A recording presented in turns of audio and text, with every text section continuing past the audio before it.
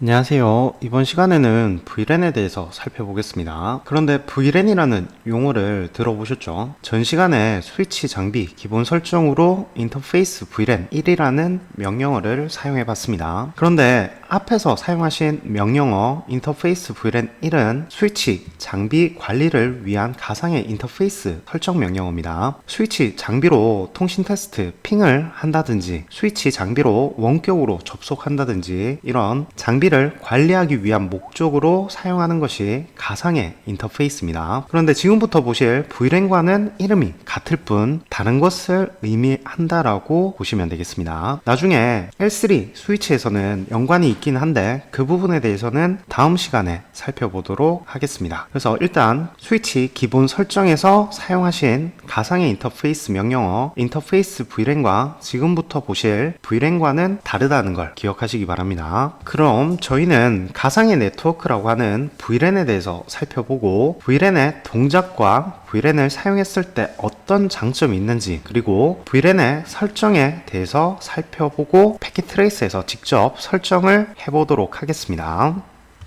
먼저 VLAN이 무엇인지에 대해서 살펴보도록 하겠습니다. VLAN을 풀어서 쓰면 Virtual LAN, 즉 가상의 네트워크라고 합니다. 앞 시간에서 네트워크를 구성하는 가장 기본적인 장비로 라우터, 스위치가 있다라고 했습니다. 그중 네트워크를 분할할 수 있는 장비가 있다라고 했는데 바로 라우터죠. 아래 왼쪽 그림을 보시게 되면 현재 라우터를 사용하지 않고 스위치로만 네트워크를 구성했습니다. 그럼 현재 네트워크의 개수는 몇 개일까요? 바로 한 개죠. 자, 그럼 VLAN은 라우터에 의해 분할된 네트워크를 스위치에서 논리적인 네트워크로 나누기 위해서 사용을 합니다. 즉, VLAN에 의해 분리된 네트워크는 하나의 논리적인 네트워크이며 또 하나의 브로드캐스트 도메인이 된다라고 보시면 되겠습니다. 그럼 아래 오른쪽 그림을 보도록 하겠습니다. 오른쪽 그림에서 VLAN을 사용하지 않으면 왼쪽 그림과 같이 하나의 네트워크로 구성이 되어지겠죠. 그런데 VLAN을 사용하게 되면 하나의 네트워크를 두 개의 논리적인 네트워크로 나눌 수 있게 되는 겁니다. 즉 오른쪽 그림에서 두 개의 VLAN을 사용해 두 개의 논리적인 네트워크로 구성을 했고 두 개의 브로드캐스트 도메인이 만들어졌다라고 보시면 되겠습니다. 이렇게 하나의 네트워크를 논리적인 네트워크로 나누는 것이 VLAN이며 네트워크를 나누는 방법은 특정 VLAN에서 발생한 데이터를 해당 VLAN으로만 전달하는 겁니다. 예를 들어 VLAN 10에서 발생한 데이터를 VLAN 10으로만 전달하고 VLAN 20에서 발생한 데이터는 VLAN 20으로만 전달해 논리적인 네트워크를 나누는 겁니다. 자, 그럼 좀 더 자세히 VLAN의 동작에 대해서 살펴보도록 하겠습니다.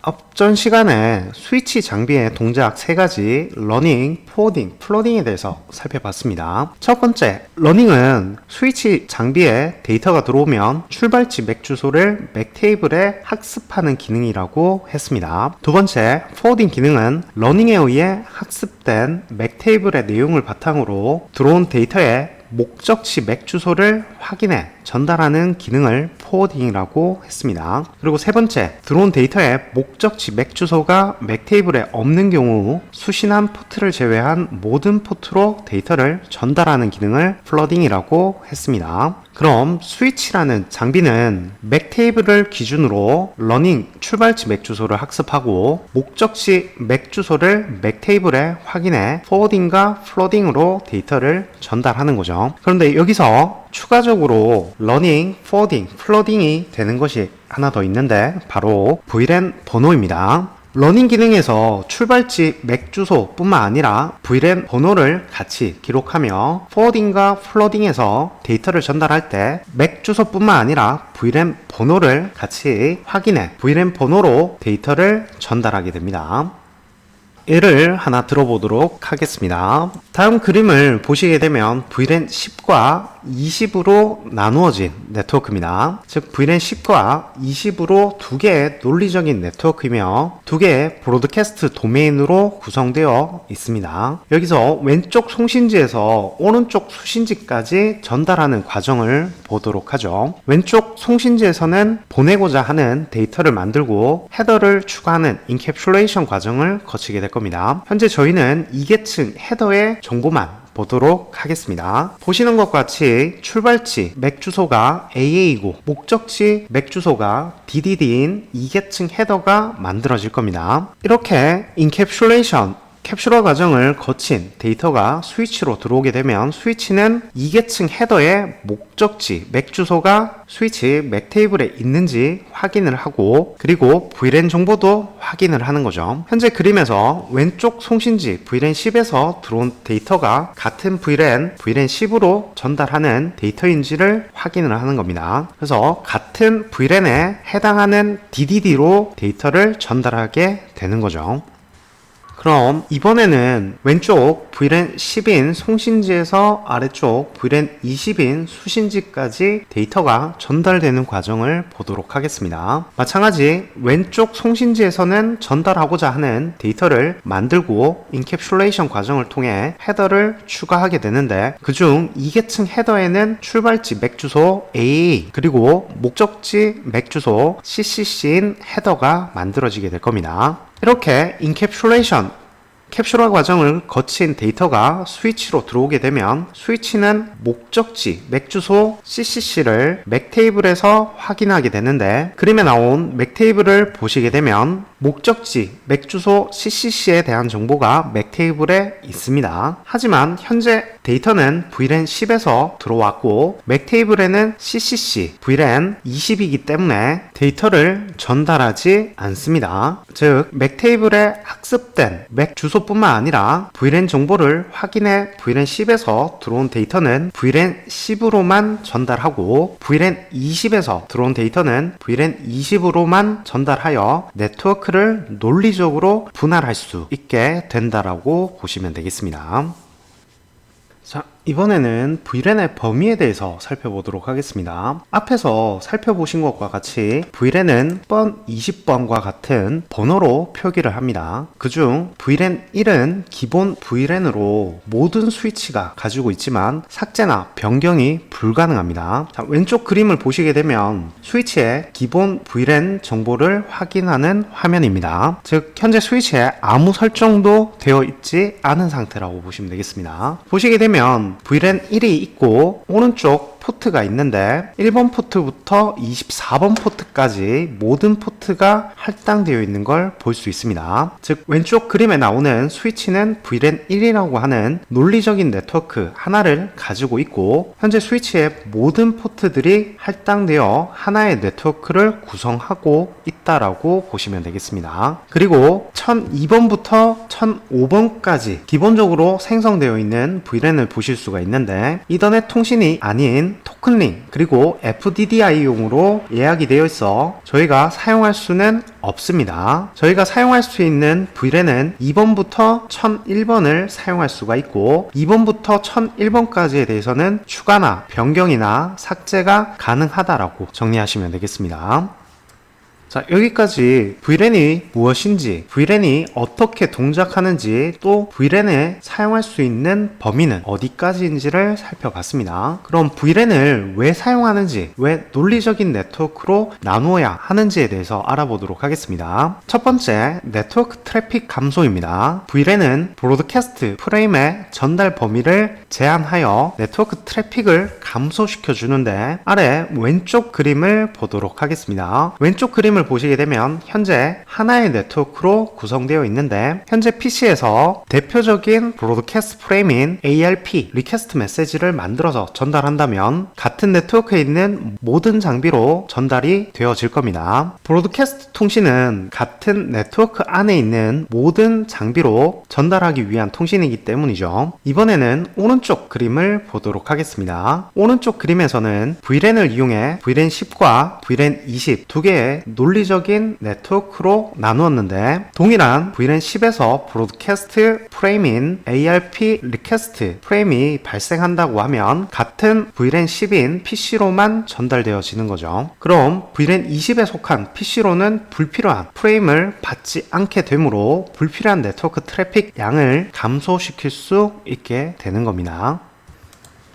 두 두 번째, 보안 취약점 발생 가능성 감소입니다. VLAN은 웜이나 바이러스의 전파 범위를 제한함으로써 보안 목적으로도 사용할 수가 있습니다. 웜이나 바이러스는 브로드캐스트 프레임이나 PC와 PC가 주고받는 프레임을 통해 전파되어지는데, 왼쪽 그림과 같이 하나의 네트워크로 구성하는 경우 네트워크 안에 있는 하나의 PC가 웜이나 바이러스에 감염되어 네트워크 안에 모든 PC로 전파될 수 있습니다. 하지만 오른쪽 그림과 같이 VLAN을 이용해 네트워크를 VLAN 10과 VLAN 20 두 개의 네트워크로 나눈 경우에는 VLAN 10에 있는 하나의 PC가 웜이나 바이러스에 감염되더라도 같은 VLAN인 VLAN 10으로만 전파되어지는 거죠. 즉, VLAN을 이용해 논리적인 네트워크로 나눔으로써 다른 네트워크인 VLAN 20으로 전파되지 않도록 막을 수 있게 되는 겁니다. 그래서 VLAN을 사용하는 목적은 네트워크 트래픽 감소와 보안 취약점 감소 두 가지 목적으로 사용한다고 정리하시면 되겠습니다.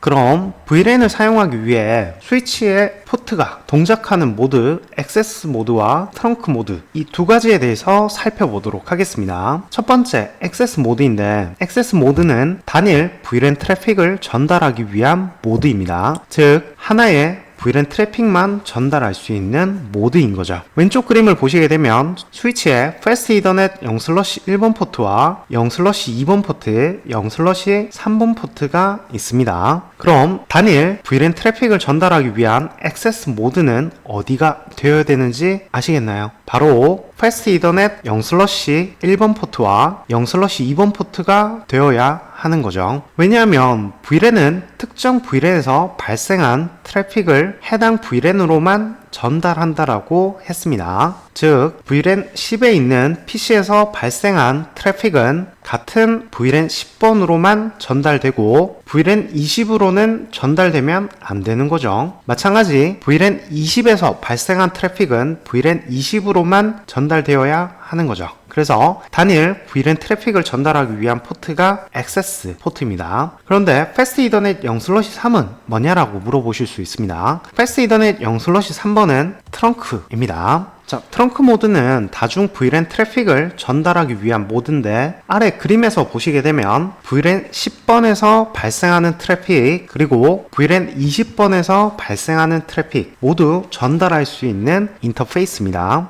즉, 스위치와 스위치 사이에 있는 패스트 이더넷 0/3번 포트가 트렁크가 되어야 한다는 거죠. 그래서 정리를 해보면 스위치에서 PC나 서버가 연결되어 있는 인터페이스는 단일 VLAN 트래픽을 전달하기 위한 액세스 모드로, 그리고 스위치에서 스위치나 라우터가 연결되는 포트는 다중 VLAN을 전달하기 위한 트렁크 모드로 정리하시면 되겠습니다. 그런데 트렁크 모드에서는 트래픽을 받은 스위치에서 VLAN을 식별하기 위한 프로토콜을 사용을 합니다. 즉, 오른쪽 스위치에서 트렁크 모드로 동작하는 패스트 이더넷 0/3번 포트로 들어온 데이터가 VLAN 10번에서 온 데이터인지 VLAN 20번에서 온 데이터인지를 식별해야 되는데, 이때 트렁킹 프로토콜이라는 걸 사용한다는 겁니다.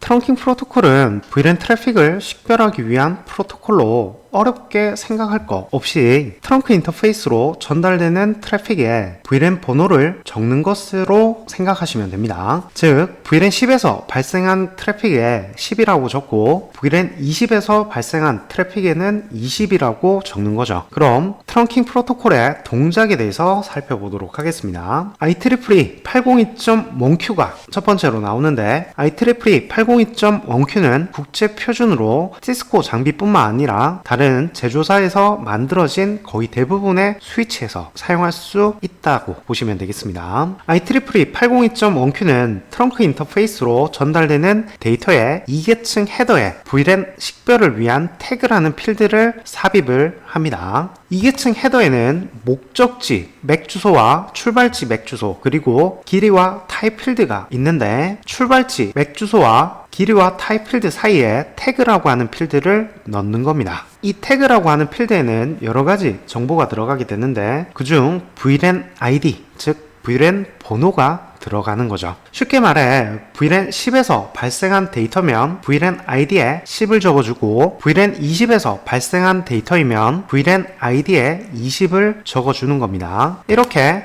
태그가 삽입된 2계층 헤더를 가진 데이터는 트렁크 인터페이스를 따라 오른쪽 스위치까지 전달되어지게 되는 겁니다. 오른쪽 스위치는 태그 필드를 확인해 어떤 VLAN으로 전달해야 되는지를 식별하게 되고, 스위치는 식별된 데이터를 전달하기 위해 태그를 제거하여 태그가 없는 2계층 헤더를 가진 데이터를 액세스 포트로 전달하게 됩니다. 그런데 IEEE 802.1q 표준 트렁킹 프로토콜에 태그를 삽입하지 않는 경우가 한 가지 있는데 바로 네이티브 VLAN입니다.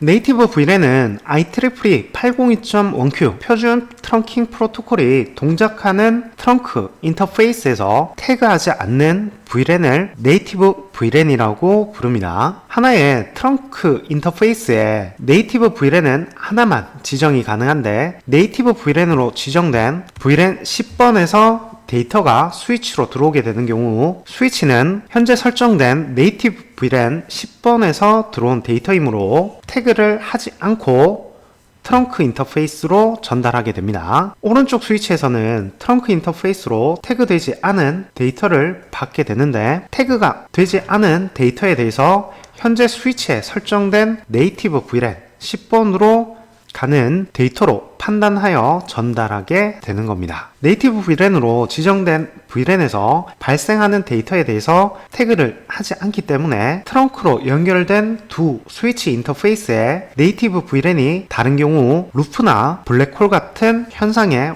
원인이 되기도 합니다.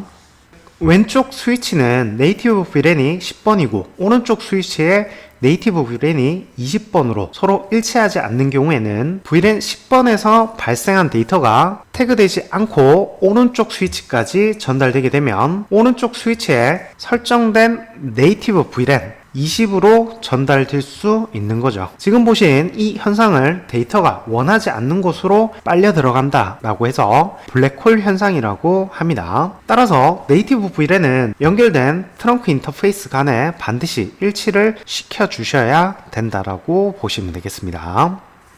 다음 시스코 전용 트렁킹 프로토콜인 ISL에 대해서 살펴보도록 하겠습니다. ISL도 IEEE 802.1q와 마찬가지 트렁크 인터페이스에서 VLAN 트래픽을 식별하기 위한 목적으로 사용을 하는데, IEEE 802.1q와 다르게 ISL은 VLAN ID가 들어가는 ISL 헤더라는 새로운 헤더를 2계층 헤더 앞에 추가하는 방식입니다. ISL 헤더가 추가된 데이터가 오른쪽 스위치까지 들어가게 되면 오른쪽 스위치는 VLAN ID를 확인해 어떤 VLAN으로 전달해야 되는지를 알게 되고 다시 ISL 헤더를 제거해 액세스 포트로 데이터를 전달하는 프로토콜입니다. 그래서 트렁킹 프로토콜은 트렁크 인터페이스에서 VLAN을 식별하기 위한 프로토콜로, 표준 트렁킹 프로토콜인 IEEE 802.1q는 VLAN 식별을 위한 VLAN ID가 들어간 태그 필드를 2계층 헤더에